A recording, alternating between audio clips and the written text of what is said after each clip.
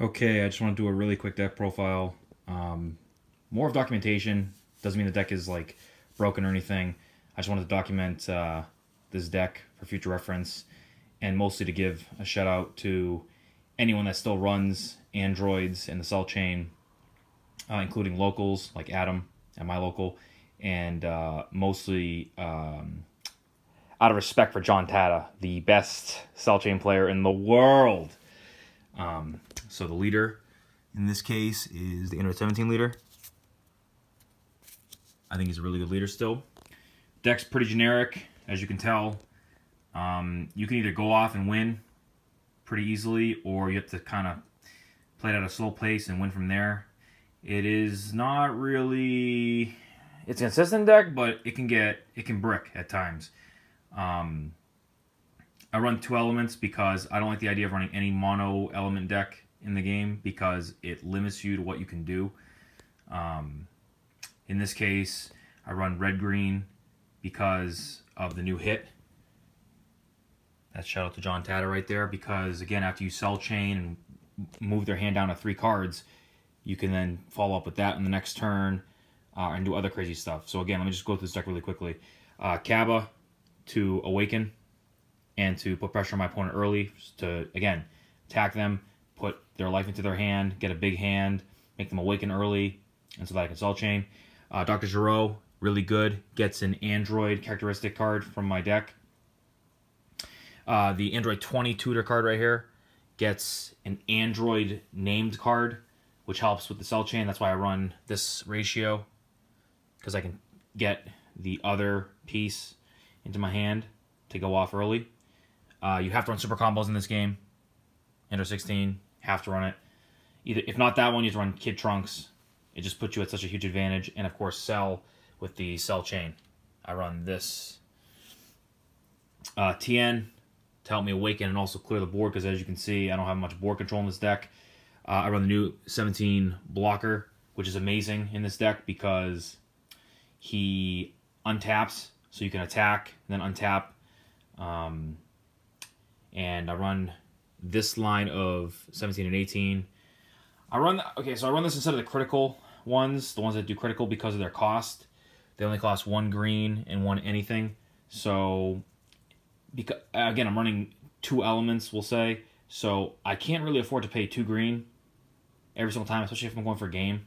Like late game, if I have 5 or 6 energy and I have a couple red in my energy, like I can't afford to, play just one guy with 2 green. Like I can go off with, I can play her, like if I have him on the board, I can play 18, attack, discard a card, ready this 17 or this 17, attack, ready this one, and then again, 20K's attacking at the late game can win games, can steal games, because people don't expect it.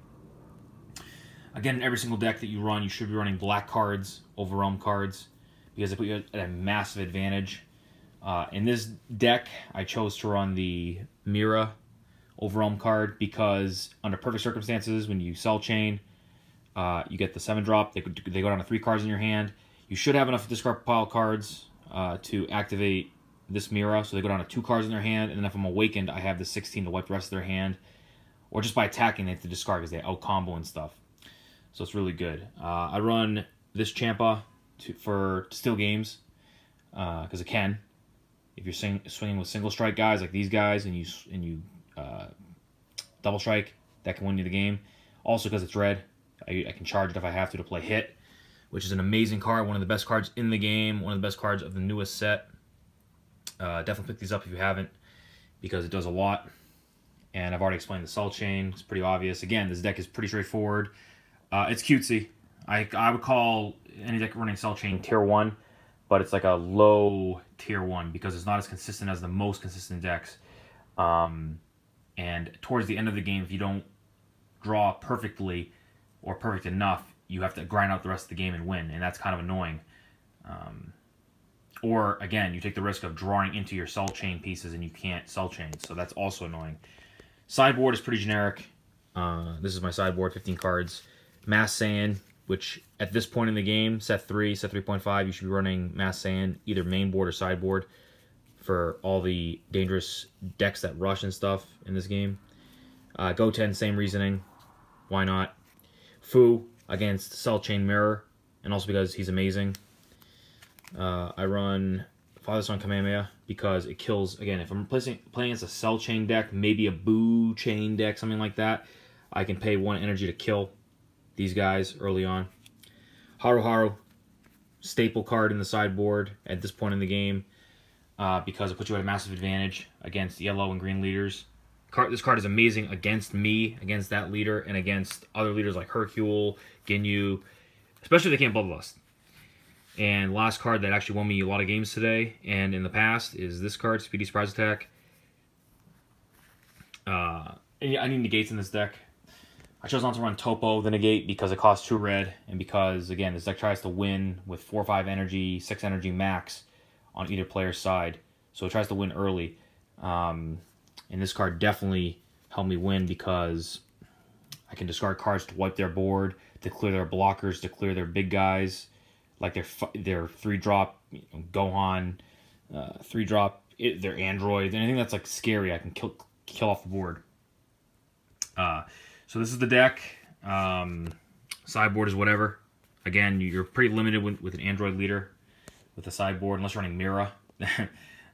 So here it is.